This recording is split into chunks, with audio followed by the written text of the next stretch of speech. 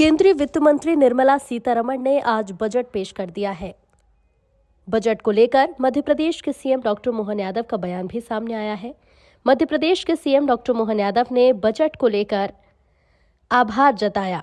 इसके साथ ही उन्होंने बताया कि वित्त मंत्री निर्मला सीतारमण का 9वां बजट है। देश के अन्नदाता, देश की महिलाओं, युवाओं और गरीब पर फोकस करने वाला ये बजट है। विकसित भारत 2047 की दिशा में ये बजट पेश किया गया है, जिसका निश्चित तौर पर देश की जनता को लाभ मिलेगा।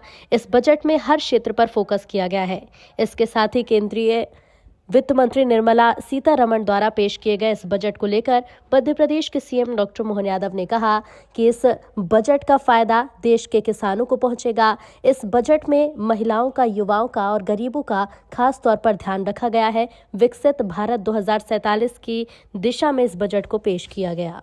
मोदी सरकार द्वारा उनके तीसरे टर्म का ये जो बजट आया, इसमें यशस्वी प्रधानमंत्री की सरकारों के माध्यम से तो 12वां बजट है, लेकिन वित्त मंत्री द्वारा 9वां बजट जो प्रस्तुत किया गया है, मेरी अपनी ओर से बहुत बहुत बधाई। ये विकसित भारत 2047 का बजट पेश है, जिसमें गरीब, युवा, अन्नदाता और महिलाओं पर विशेष फोकस किया गया।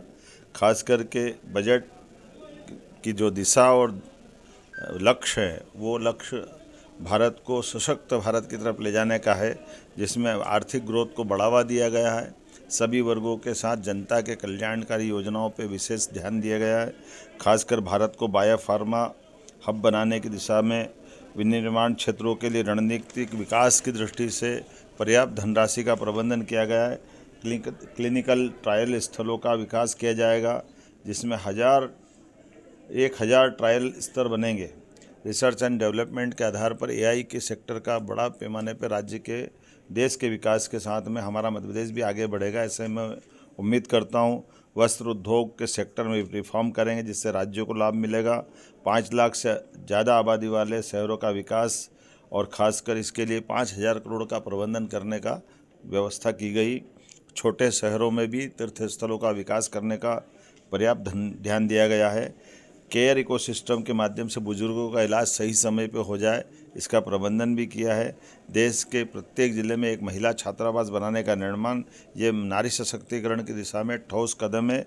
भारत ग्लोबल मैन्युफैक्चरिंग का हब बने, इसके भी पर्याप्त प्रबंधन किए गए हैं।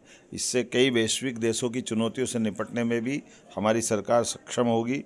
गंभीर बीमारियों के लिए दवाई सस्ती करके ये सच में बड़ा काम किया है, जिसमें बीमारों के लिए कोई वर्ग का भी हो, लेकिन गंभीर बीमारियां हैं, उसका इलाज बड़ा महंगा पड़ता है। ऐसे में दवाई का सस्ती करना, माननीय प्रधानमंत्री जी को, माननीय वित्त मंत्री जी को बधाई देना चाहूँगा। खास करके पर्यटन स्थलों पर हजारों गाइड रख करके रोजगार के नए मार्ग को ढूंढने का प्रयास किया गया है। आर्कियोलॉजी की दृष्टि से, पुरातत्व की दृष्टि से जो रिजर्व स्थान है, उनको भी टूरिज्म की दृष्टि से खोलने का जो निर्णय किया गया है, इससे हमारी प्राचीन विरासत को भी लोग जानने समझने के लिए अवसर लेंगे। और ऐसे में विदेशी पर्यटकों को लाने के लिए 2% टैक्स की कमी करते हुए उनके लिए जो विशेष सौगात दी, जिसके आधार पर वैश्विक स्तर पर टूरिज्म के सेक्टर में भारत का स्थान और बढ़ेगा। जिला अस्पतालों को अपग्रेड करने का निर्णय किया है। इनकम टैक्स के में छोटे करदाताओं के लिए प्रक्रिया आसान की है। राजकोषीय घाटे का 4.3% का लक्ष्य मध्य प्रदेश की दिशा में निश्चित रूप से हमको लाभकारी होगा। राज्यों के लिए मध्य प्रदेश के लिए 1,40,000 करोड़ का अनुदान रखा है, जिसमें मध्य प्रदेश को भी राज्यों के लिए 1,40,000 करोड़ का अनुदान देने का निर्णय किया, जिसमें मध्य प्रदेश भी लाभान्वित होगा। मध्य प्रदेश तो टेक्सटाइल के क्षेत्र में भी, जब पीएम मित्र पार्क का उद्घाटन हमने भूमि पूजन माननीय प्रधानमंत्री जी के माध्यम से किया था, जिसमें 3 लाख से ज़्यादा लोगों को रोजगार मिलेगा। 6 लाख से ज़्यादा कपास उत्पादक किसानों के लिए पूरा मालवा निमाड़ एक तरह से एक नई छलांग लगाने के लिए हमने पिछले समय उसका भूमि पूजन कराया।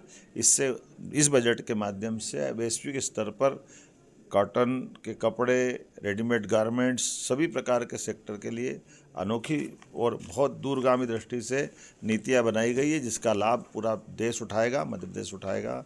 मैं अपनी ओर से, मध्य प्रदेश सरकार की ओर से, प्रदेश की 9 करोड़ जनता की ओर से आज इंदौर में मैंने इस कार्यक्रम में शामिल होकर के बजट भी सुना। बजट से जुड़े हुए विविध अलग अलग श्रेणी के विद्वानों के साथ संवाद भी हुआ, उनके विचार भी जाने, और उनने सबने एक मुक्त कंठ से एक मत होकर के बजट की तारीफ की, ये आनंद का विषय है। मेरी अपनी ओर से बधाई।